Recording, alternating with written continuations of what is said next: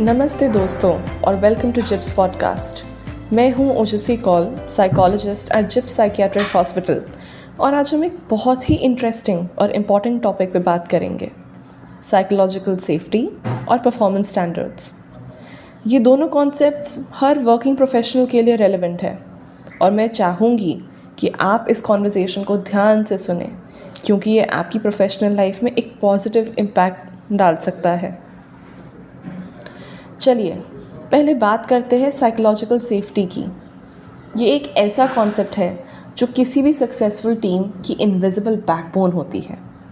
लेकिन अगर simple language में समझाएं तो साइकोलॉजिकल सेफ्टी का मतलब है एक ऐसा वर्क प्लेस जहाँ एम्प्लॉयज़ अपने आइडियाज़, ओपिनियंस या गलतियाँ बिना किसी डर के ओपनली शेयर कर सके।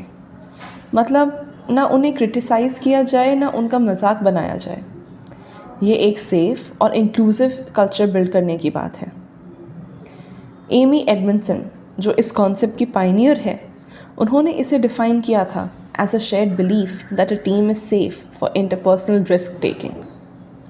इसका डायरेक्ट इम्पैक्ट क्रिएटिविटी और कोलैबोरेशन पे पड़ता है। इमेजिन करिए एक टीम जो किसी नए प्रोडक्ट आइडिया पर काम कर रही है। अगर उस टीम में साइकोलॉजिकल सेफ्टी हो तो सब लोग फ्रीली कंट्रीब्यूट करेंगे और नए इनोवेटिव सॉल्यूशंस इमर्ज होंगे। मुझे याद है एक रिसर्च जो हार्वर्ड बिजनेस स्कूल में हुई थी। उन्होंने ये फाइंड किया था कि psychologically safe teams not only innovate faster but also perform better in the long run. जब डर कम होता है तो ट्रस्ट और एंगेजमेंट बढ़ती जाती है, और किसी भी टीम के लिए ये एक बहुत ही बड़ा एसेट होता है। साइकोलॉजिकल सेफ्टी सिर्फ नाइस टू हैव कल्चर का पार्ट नहीं है, ये एक ज़रूरत है। क्योंकि जब यही नहीं होता तब टॉक्सिक बिहेवियर जैसे ब्लेम गेम्स, गॉसिपिंग और माइक्रो मैनेजमेंट वर्क प्लेस का नॉर्म बन जाता है, और इसका इम्पैक्ट एम्प्लॉयज़ की मेंटल हेल्थ और प्रोडक्टिविटी दोनों पे पड़ जाता है। अब सवाल ये है कि साइकोलॉजिकल सेफ्टी बिल्ड कैसे होती है। इसमें लीडर्स का रोल सबसे बड़ा क्रूशल होता है। जब एक लीडर एक्टिवली अपनी टीम के ओपिनियन सुनता है, मिस्टेक्स को लर्निंग अपॉर्चुनिटी के रूप में ट्रीट करता है और जेन्युइनली सपोर्ट करता है, तब एक सेफ एनवायरनमेंट क्रिएट होता है। लेकिन अगर एक लीडर ओवरली क्रिटिकल या डिसमिसिव हो तो लोग अपने आप को एक्सप्रेस करने से डरते हैं। छोटी छोटी चीज़ें हैं जैसे listening without interruption, appreciating efforts openly और कंस्ट्रक्टिव फीडबैक देना, ये सब एक बड़ा डिफरेंस क्रिएट करता है।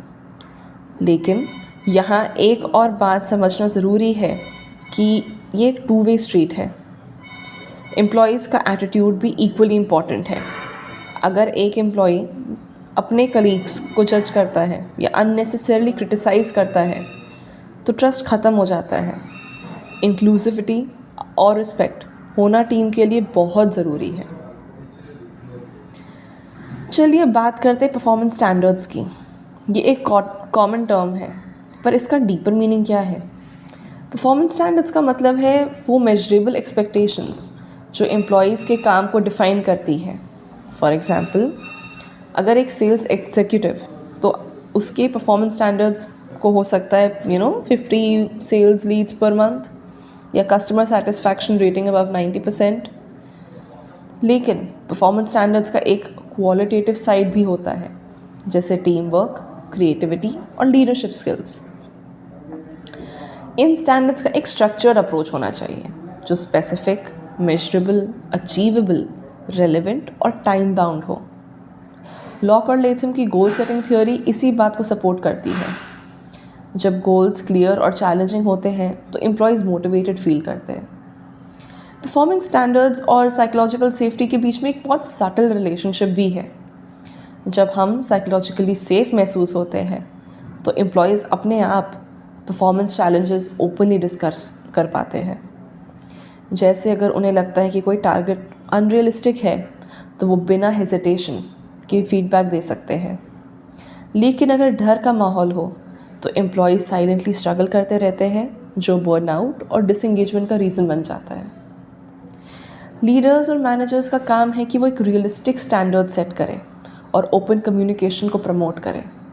अगर एक ऑर्गेनाइजेशन अपने स्टैंडर्ड्स और कल्चर को अलाइन करे तो वो अपने आप वर्कफोर्स का बेस्ट पार्ट अनलॉक कर सकते हैं। तो दोस्तों, आज का पॉडकास्ट यहाँ ख़त्म होता है। साइकोलॉजिकल सेफ्टी और परफॉर्मेंस स्टैंडर्ड्स दोनों ही एक वर्क प्लेस की सक्सेस के लिए काफ़ी ज़रूरी है। अगर आपको और डिटेल में जानना हो तो आप जिप्स के ब्लॉग पे चेक कर सकते हैं। वहाँ पे हमने इससे रिलेटेड काफ़ी डिटेल्ड आर्टिकल्स लिखे हैं। याद रखें, एक हेल्दी वर्क प्लेस कल्चर बनाना एक शेयर्ड रिस्पॉन्सिबिलिटी है। लीडर्स, एम्प्लॉयज़ सब मिलके ही एक सेफ और प्रोडक्टिव एनवायरनमेंट क्रिएट कर सकते हैं। थैंक यू फॉर लिसनिंग और अगले एपिसोड में मिलते हैं। तब तक अपना और अपने मेंटल हेल्थ का ख्याल रखें एट वर्क एंड बियॉन्ड।